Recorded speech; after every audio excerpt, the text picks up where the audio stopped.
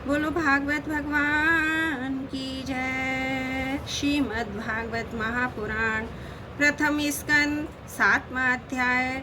अश्वत्थामा द्वारा द्रौपदी के पुत्रों का मारा जाना और अर्जुन के द्वारा अश्वत्थामा का मानमर्दन। श्री शौनक जी ने पूछा, सूत जी, सर्वज्ञ एवं सर्वशक्तिमान व्यास भगवान ने नारद जी का अभिप्राय सुन लिया, फिर उनके चले जाने पर उन्होंने क्या किया? श्री सूत जी ने कहा, ब्रह्म नदी सरस्वती के पश्चिम तट पर समाप्रास नाम का एक आश्रम है। वहाँ ऋषियों के यज्ञ चलते ही रहते हैं। वहीं व्यास जी का अपना आश्रम है।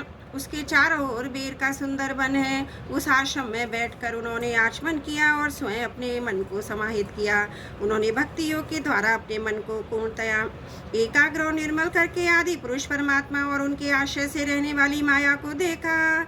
इसी माया से मोहित होकर वह जीव तीनों गुणों से अतीत होने पर भी अपने को त्रिगुणात्मक मान लेता है। इस मान्यता के कारण होने वाले अनर्थों को भोगता है। इन अनर्थों की शांति का साक्षात साधन है केवल भगवान का भक्ति योग। परंतु संसार के लोग इस बात को नहीं जानते। वही समझकर उन्होंने इस परमहंसों की संहिता श्रीमद् भागवत की रचना की है। इसके श्रवण मास से पुरुषोत्तम भगवान श्री कृष्ण के प्रति परम प्रेममयी भक्ति हो जाती है, जिससे जीव के शोक मोह और भय नष्ट हो जाते हैं। उन्होंने इस भागवत संहिता का निर्माण पुनरावृत्ति करके इसे अपने निवृत्ति प्रायण पुत्र श्री सुखदेव जी को पढ़ाया। श्री शौनक जी ने पूछा, श्री सुखदेव जी तो अत्यंत निवृत्ति परायण है, उन्हें किसी भी वस्तु की अपेक्षा नहीं है, वे सदा आत्मा में ही रमण करते हैं। फिर उन्होंने किस लिए इस विशाल ग्रंथ का अध्ययन किया? श्री सूत जी ने कहा, जो लोग ज्ञानी हैं उनकी अविद्या की गांठ खुल गई है, और जो सदा आत्मा में ही रमण करने वाले हैं वे ही भगवान की हेतु रहित भक्ति किया करते हैं, क्योंकि भगवान के गुण ही ऐसे मधुर हैं जो सबको अपनी ओर खींच लेते हैं। फिर सुखदेव जी भगवान के भक्तों के अत्यंत प्रिय और स्वयं भगवान वेद व्यास के पुत्र हैं। भगवान के गुणों ने उनके हृदय को अपनी ओर खींच लिया और उन्होंने उससे विवश होकर इस विशाल ग्रंथ का अध्ययन किया। शौनक जी, अब मैं राज ऋषि परीक्षित के जन्म, कर्म और मोक्ष की तथा पांडवों के स्वर्गारोहण की कथा कहता हूँ, क्योंकि इन्हीं से भगवान श्री कृष्ण की अनेकों कथाओं का उदय होता है। जिस समय महाभारत युद्ध में कौरव और पांडव दोनों पक्षों के बहुत से वीर गति को प्राप्त हो चुके थे और भीमसेन की गदा के प्रहार से दुर्योधन की जांघ टूट चुकी थी, तब अश्वत्थामा ने अपने स्वामी दुर्योधन का प्रिय कार्य समझकर द्रौपदी के सोते हुए पुत्रों के सिर काटकर उन्हें भेंट किया। यह घटना दुर्योधन को भी अप्रिय ही लगी, क्योंकि ऐसे नीच कर्म की सभी निंदा करते हैं। इन बालकों की माता द्रौपदी अपने पुत्रों का निधन सुनकर अत्यंत दुखी हो चुकी। उनकी आंखों में आंसू झलमलाए वह रोने लगी। अर्जुन ने उन्हें सांत्वना देते हुए कहा, कल्याणी में तुम्हारे आंसू तब पहुंचूंगा जब ये आताताई ब्राह्मण धाम का सिर गांडीव धनुष के बाणों से काट कर तुम्हें भेंट करूंगा, और पुत्रों की अंत्येष्टि क्रिया के बाद तुम उस पर पैर रखकर स्नान करोगी। अर्जुन ने इन मीठी और विचित्र बातों से द्रौपदी को सांत्वना दी। अपने मित्र भगवान श्री कृष्ण की सलाह से उन्हें सारथी बनाकर कवच धारण कर और अपने भयानक गांडीव धनुष को लेकर वे रथ पर सवार हुए तथा गुरुपुत्र अश्वत्थामा के पीछे दौड़ पड़े। बच्चों की हत्या से अश्वत्थामा का भी मन संदिग्ध हो गया था। जब उन्होंने दूर से ही देखा कि अर्जुन मेरी ओर झपटे आ रहे हैं, तब वह अपने प्राणों की रक्षा के लिए पृथ्वी पर जहां तक भाग सकता था रुद्र से भयभीत होकर सूर्य की भांति भागता रहा। जब उसने देखा कि मेरे रथ के घोड़े थके गए हैं और मैं बिल्कुल अकेला हूँ, तब उसने अपने को बचाने का एकमात्र साधन ब्रह्मास्त्र ही समझा।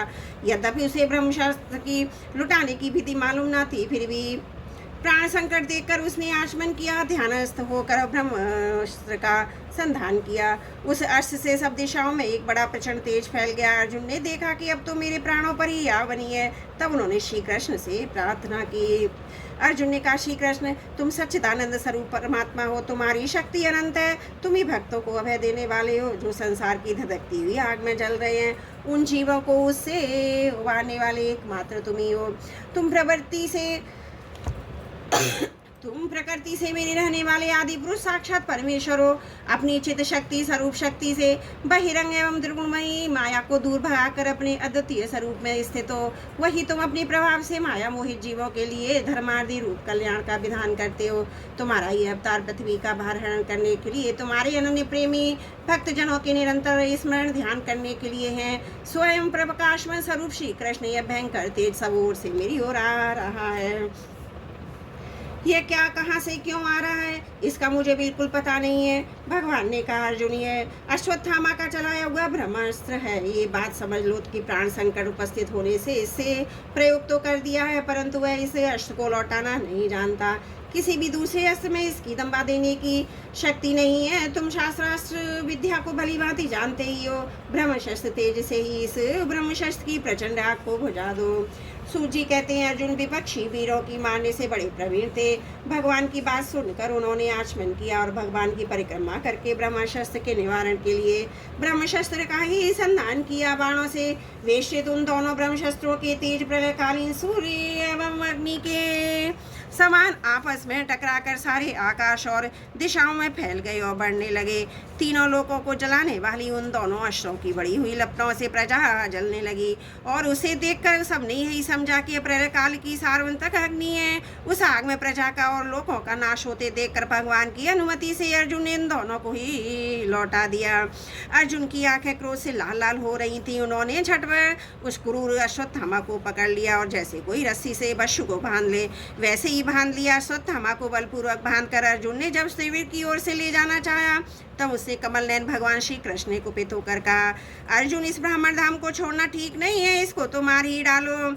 इसने रात में सोए निरपराध बालों की हत्या की है। सर्ववेत्ता पुरुष, असावधान मत वाले पागल, सोई हुए बालक, स्त्री, विवेक ज्ञान शून्य, शरणागत, रथहीन और भयभीत शत्रुओं कभी नहीं मारते, परंतु जो दुष्ट क्रूर और दूसरों को मारकर अपने प्राणों का पोषण करता है उसका तो बधी उसके लिए कल्याणकारी है, क्योंकि वैसी आदत को लेकर यदि ये जीता है तो भी पाप करता है और उन पापों के कारण नरकगामी होता है। फिर मेरे सामने ही तुमने द्रौपदी से प्रतिज्ञा की थी कि मानवती जिसने तुम्हारे पुत्रों का वध किया उसका सिर मैं उतार लाऊंगा।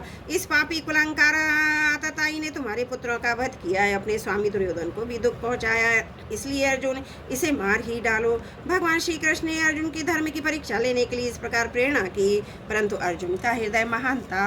यद्यपि अश्वत्थामा ने उनके पुत्रों की हत्या की थी फिर भी अर्जुन के मन में गुरु पुत्र को मारने की इच्छा नहीं हुई। इसके बाद अपने मित्र और सारथी श्री कृष्ण साथ वे अपने युद्ध शिविर में पहुंचे। वहां अपने मृत पुत्रों के लिए शोक करती द्रौपदी को उसे सौंप दिया। द्रौपदी ने देखा अश्वत्थामा पशु की तरह बांध कर लाया गया है। निंदित कर्म करने के कारण उसका मुख नीचे की ओर झुका हुआ है। अपना अनिष्ट करने वाले गुरु पुत्र अश्वत्थामा को इस प्रकार अपमानित देखकर द्रौपदी का कोमल हृदय कृपा से भर आया और उसने अश्वत्थामा को नमस्कार किया। गुरुपुत्र का इस प्रकार बांध कर लाया जाना सती द्रौपदी को सहन नहीं आया। उसने कहा छोड़ दो, इन्हें छोड़ दो, ये ब्राह्मण है हम लोगों के अत्यंत पूजनीय हैं, जिनकी कृपा से आपने रहस्य के साथ सारे धनुर्वेद और प्रयोग तथा उपसंहार के साथ संपूर्ण शास्त्रों का ज्ञान प्राप्त किया है। वे आपके आश्रय द्रोण की पुत्र के रूप में आपके सामने खड़े हैं। उनकी अर्धांगिनी कृपी अपने वीर पुत्र की ममता से ही अपने पति का अनुमोदन कर सकी। वे अभी जीवित हैं। महाभाग्यवान आर्यपुत्र, आप तो बड़े धर्मज्ञ हैं। जिस गुरुवंश की नित्य पूजा वंदना करनी चाहिए उसी को व्यथा पहुंचाना आपके योग्य कार्य नहीं है। जैसे ही अपने बच्चों के मर जाने से मैं दुखी होकर रो रही हूँ और मेरी आंख से आंसू बार बार निकल रहे हैं, वैसे ही इनकी माता पतिव्रता गौतमी ने होंगी। जो शंखल राजा अपने कृत्यों से ब्राह्मण कुल को कुपित कर देते हैं, वह कुपित ब्राह्मण कुल उन राजाओं को सपरिवार शोकाग्नि में डालकर शीघ्र ही भस्म कर देते हैं। सूत जी ने कहा शौनक ऋषियों, द्रौपदी की बात धर्म और न्याय के अनुकूल थी, उसमें कपट नहीं था, करुणा और समता थी। अतएव राजा युधिष्ठिर ने रानी के इन हित भरे श्रेष्ठ वचनों का अभिनंदन किया। साथ ही अनुकूल सहदेव, सातकी, अर्जुन, स्वयं भगवान श्री कृष्ण, वहां पर उपस्थित सभी नर नारियों ने द्रौपदी की बात का समर्थन किया। उस समय क्रोधित होकर भीमसेन ने कहा जिसने सोते हुए बच्चों को ना अपने लिए और ना अपने स्वामी के लिए बल्कि व्यर्थ ही मार डाला उसका तो बध ही उत्तम है। भगवान श्री कृष्ण ने द्रौपदी भीमसेन की बात सुनकर और अर्जुन की ओर देखकर कुछ हंसते हुए ये कहा। भगवान श्री कृष्ण बोले पतित ब्राह्मण का भी वध नहीं करना चाहिए और आतताइयों को ही मार डालना चाहिए। शास्त्रों में मैंने यही दोनों बातें कही हैं, इसलिए मेरी दोनों आज्ञाओं का पालन करो। तुमने द्रौपदी को सांत्वना देते समय जो प्रतिज्ञा की थी उसे भी सत्य करो। साथ ही भीमसेन द्रौपदी मुझे जो प्रिय हो वह भी करो। सूजी कहते भगवान अर्जुन के हृदय की बात तुरंत ताड़ गए। उन्होंने अपनी तलवार से अश्वत्थामा के सिर की मणि उसके बालों के साथ उतार ली। बालकों की हत्या करने से वशीहीन तो पहले ही हो गया था, अब मणि और ब्रह्म तेज से भी रहित हो गया था। इसके बाद उन्होंने रस्सी का बंधन खोलकर उसे शिविर से निकाल दिया। मूठ देना, धन छीन लेना और स्थान से बाहर निकाल देना, यही ब्राह्मण धर्मों का वध है। इसके लिए तो उन्होंने भिन्न शारीरिक वध का विधान नहीं है। पुत्रों की मृत्यु से द्रौपदी और पांडव सभी शोकातुर हो रहे थे। अब उन्होंने अपने मरे हुए भाई बंधुओं की दाह नष्टि क्रिया की। बोलो भागवत भगवान की जय। श्रीमद् भागवत महापुराण प्रथम स्कंद 7वां अध्याय समाप्त। त्रुटियों के लिए क्षमा प्रार्थी हूँ। 8वां अध्याय गर्भ में परीक्षित की रक्षा, कुंती के द्वारा भगवान की स्तुति, युधिष्ठिर का शोक। सूत जी कहते हैं, इसके बाद पांडव श्री कृष्ण के साथ जलांजलि के इच्छुक मरी हुए स्वजनों का तर्पण करने के लिए अपनी स्त्रियों को आगे करके गंगा तट पर गए। वहाँ उन सब ने मृत बंधुओं को जलदान दिया और उनके गुणों का स्मरण करके बहुत विलाप किया। तदंतर भगवान के चरण कमलों की धूलि से पवित्र गंगा जल से पुनः स्नान किया। वहाँ अपने भाइयों के साथ कुरुपति महाराजा युधिष्ठिर, धृतराष्ट्र पुत्र शोक से व्याकुल, गंधारी पुत्री और कुंती, द्रौपदी आदि सभी बैठकर मरी हुई सजनों के लिए शोक करने लगे। भगवान श्री कृष्ण ने दौमादी मुनियों के साथ उनको सांत्वना दी, समझाया कि संसार के सभी प्राणी काल के अधीन है, मौत से किसी को कोई बचा नहीं सकता। इस प्रकार भगवान श्री कृष्ण ने अज्ञात शत्रु महाराज युधिष्ठिर को उनका वह राज्य जो धूर्तों से छल से छीन लिया था वापस दिलाया, और द्रौपदी के केशों का स्पर्श करने से उनकी आयु क्षीण हो गई थी। उन दुष्ट राजाओं का भी वध किया। साथ ही युधिष्ठिर के द्वारा उत्तम सामग्रियों से तथा पुरोहितों से 3 अश्वमेध यज्ञ कराए। इस प्रकार युधिष्ठिर के पवित्र यश को गौ तथा और यज्ञ करने वाले इंद्र के यज्ञ की तरह सब ओर फैला दिए। इसके बाद भगवान श्री कृष्ण ने वहां से जाने का विचार किया। उन्होंने इसके लिए पांडवों से विदा ली और व्यास आदि ब्राह्मणों का सत्कार किया। उन लोगों ने भी भगवान का बड़े ही सम्मान किया। तदंतर सात्विक उद्धव के साथ द्वारका जाने के लिए रथ पर सवार हुए। उसी समय उन्होंने देखा उत्तरा भय से विह्वल होकर सामने से दौड़ी चली आ रही हैं। उत्तरा ने कहा, देवाधिदेव जगदीश्वर, आप महायोगी हैं, आप मेरी रक्षा कीजिए, रक्षा कीजिए। आपके अतिरिक्त इस लोक में मुझे अभय देने वाला और कोई नहीं है, क्योंकि वहाँ सभी परस्पर एक दूसरे की मृत्यु के निमित्त बन रहे हैं। प्रभु आप सर्वशक्तिमान हैं। दहकते हुए लोहे का बाण मेरी ओर आ रहा है। स्वामी ने मुझे भले ही जला डाले, परंतु मेरे गर्भ को नष्ट ना करें, ऐसी कृपा कीजिए। सूर्य जी कहते हैं, भक्त वत्सल भगवान श्री कृष्ण की बात सुनते ही जान गए। अश्वत्थामा ने पांडवों के वंश को निर्वीज करने के लिए ब्रह्म शस्त्र का प्रयोग किया है। शौनक जी उसी समय पांडवों ने भी देखा जलते हुए बाण उनकी ओर आ रहे हैं। उन्होंने भी अपने अपने अस्त्र उठा लिए। सर्वशक्तिमान भगवान श्री कृष्ण अपने अनन्य प्रेमियों पर, शरणागत भक्तों पर बहुत बड़ी विपत्ति आई जानकर अपने निज अस्त्र सुदर्शन चक्र से निर्जनों की रक्षा की। योगेश्वर श्री कृष्ण समस्त प्राणियों के हृदय में विराजमान आत्मा है। उन्होंने उत्तरा के गर्भ को पांडवों की वंश परंपरा चलाने के लिए अपनी माया के कवच से ढक दिया। शौनक जी, यद्यपि ब्रह्मशास्त्र अमोघ है और उसके निवारण का कोई उपाय नहीं है, फिर भी भगवान श्री कृष्ण के तेज के सामने आकर वह शांत हो गया। यह कोई आश्चर्य की बात नहीं समझनी चाहिए, क्योंकि भगवान तो सर्वाश्चर्य में है। वे ही अपनी निज शक्ति माया से स्वयं जन्मा होकर भी इस संसार की शस्त्री रक्षा और संहार करते हैं। जब भगवान श्री कृष्ण जाने लगे, तब ब्रह्मास्त्र की ज्वाला से मुक्त अपने पुत्रों के और द्रौपदी के साथ सती कुंती ने भगवान श्री कृष्ण इस प्रकार स्तुति की। कुंती ने कहा, आप समस्त जीवों के बाहर और भीतर एक रस स्थित हैं, फिर भी इंद्रियां और वृत्तियों से देखे नहीं जाते, क्योंकि आप प्रकृति से परे आदि पुरुष परमेश्वर हैं। मैं आपको नमस्कार करती हूँ। इंद्रियों से जो कुछ जाना जाता है उसकी तह में आप विद्यमान रहते हैं। अपनी ही माया के पर्दे से अपने को ढके रहते हैं। मैं अमोघ नारी, आप अविनाशी पुरुषोत्तम को भला कैसे जान सकती हूँ। जैसे मूढ़ लोग दूसरा वेश धारण कर हुए नट को प्रत्यक्ष देखकर भी नहीं पहचान सकते, वैसे ही आप देखते हुए भी नहीं दिखते। आप शुद्ध हृदय वाले विचारशील जीवन मुक्त परमहंसों के हृदय में अपनी प्रेममयी भक्ति का सृजन करके अवतीर्ण हुए हैं। फिर हम अल्प बुद्धि स्त्रियां आपको कैसे पहचान सकती हैं। आप श्री कृष्ण वासुदेव देवकी नंदन नंदगोप के लाडले लाल गोविंद को हमारा बारंबार प्रणाम है। जिनकी नाभि से ब्रह्मा का जन्म स्थान प्रकट हुआ है, सुंदर कमलों की माला धारण करते, जिनके नेत्र कमल के समान विशाल और कोमल हैं, जिनके चरण कमलों में कमल का चिन्ह है। श्री कृष्ण, ऐसे आपको मेरा बार बार नमस्कार है। ऋषि के जैसे आपने दुष्ट कंस के द्वारा कैद की हुई चिरकाल से शोकग्रस्त देवकी की रक्षा की थी, वैसे ही पुत्रों के साथ मेरी भी आपने बार बार विपत्तियों से रक्षा की है। आप ही हमारे स्वामी, आप सर्वशक्तिमान श्री कृष्ण। कहाँ तक गिनाऊं, विष से लक्षाग्रह की भयानक आग से हिरण्यवादी राक्षस की दृष्टि से, दुष्टों की धूत सभा से, वनवास की विपत्तियों से, अनेक बार के युद्धों में अनेक महारथियों के शस्त्रों शास्त्रों से, अपनी अभी अभी इस अश्वत्थामा के ब्रह्मशस्त्र भी से आपने ही हमारी रक्षा की है। जगत गुरु, हमारे जीवन में सर्वदा पद पद पर विपत्तियां आते रहे, क्योंकि विपत्तियों में ही निश्चय रूप से आपके दर्शन हुआ करते हैं। आपके दर्शन हो जाने पर फिर जन्म मृत्यु के चक्कर में नहीं आना पड़ता।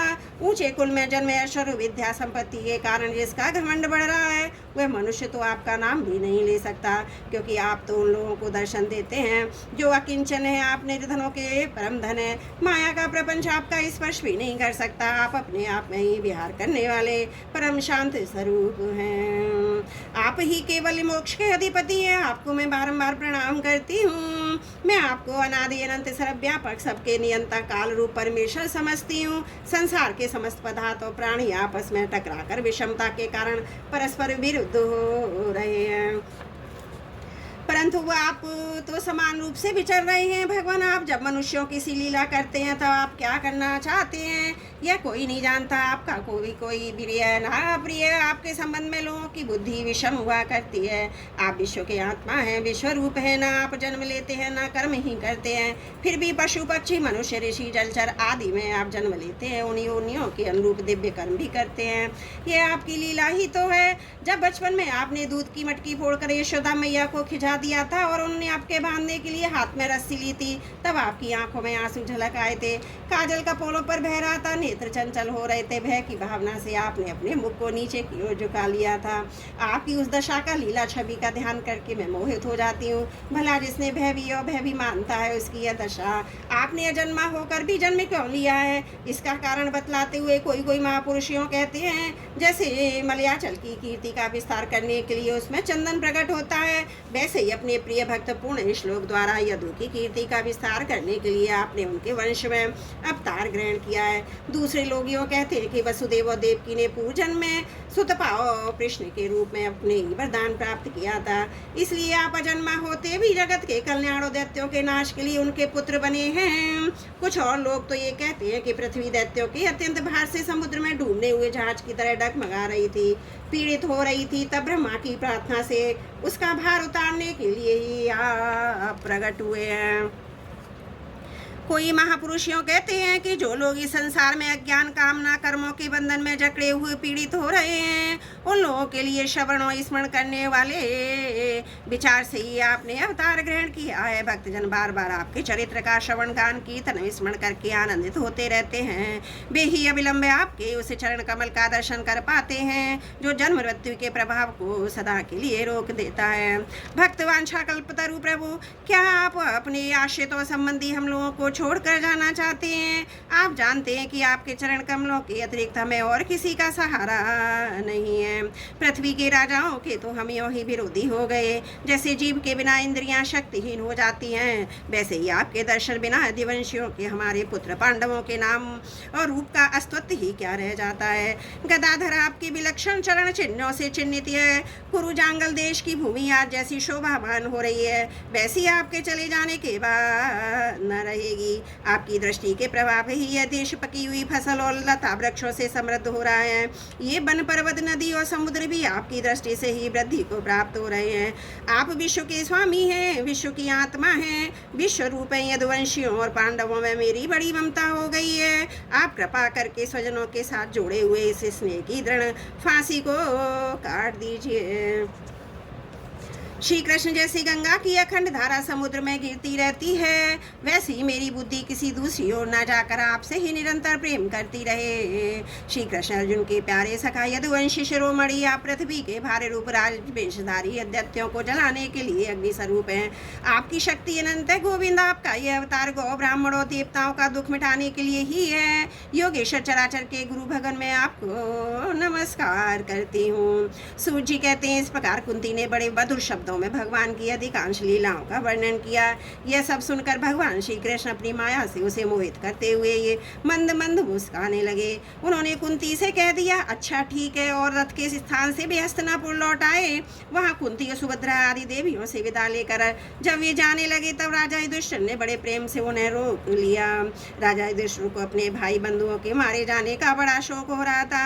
भगवान की लीला का मर्म जानने वाले व्यास आदि महर्षियों ने और स्वयं अद्भुत चरित्र करने वाले भगवान श्री कृष्ण भी उनके इतिहास कहकर उन्हें समझाने की बहुत चेष्टा की, परंतु उन्हें सांत्वना न मिली, उनका शोक न मिटा। शौनक आदि ऋषियों, धर्मपुत्र तथा राजा युधिष्ठिर अपने स्वजनों के बस से बड़ी चिंता हुई। वे अविवेक मुक्त चित्त से स्नेह मोह के वश में होकर कहने लगे, भला तुम मुझ दुरात्मा के हृदय में बद्धमूल हुए इस अज्ञान को तो देखो। मैंने सियार कुत्तों के हार इस अनात्मा शरीर के लिए अनेक क्षौणी सेना का नाश कर डाला। मैंने बालक, ब्राह्मण, संबंधी, मित्र, चाचा, ताऊ, भाऊ, भाई बंधु, गुरु जी से अनुद्रोह किया है। करोड़ों वर्षों से भी नरक से मेरा छुटकारा नहीं हो सकता। यद्यपि शास्त्र का वचन है, राजा यदि प्रजा का पालन करने के लिए धर्म युद्ध में शत्रुओं को मारे तो उसे पाप नहीं लगता, फिर भी इसमें मुझे संतोष नहीं होता। स्त्रियों के पति, भाई बंधुओं को मारने से उनके मेरे द्वारा यहाँ जो अपराध हुआ है उसका मैं ग्रस्त उचित यज्ञ आदि के द्वारा मार्जन करने में समर्थ नहीं हूँ। जैसे कीचड़ से गंदला जल स्वच्छ नहीं किया जा सकता, मदिरा से मदिरा की अपवित्रता नहीं मिटाई जा सकती, वैसे ही बहुत से हिंसा बहुल यज्ञों के द्वारा एक भी प्राणी की हत्या का प्रायश्चित नहीं किया जा सकता। बोलो भागवत भगवान की जय। श्रीमद् भागवत महापुराण प्रथम स्कंद 8वां अध्याय समाप्त। त्रुटियों के लिए क्षमा चाहती हूँ।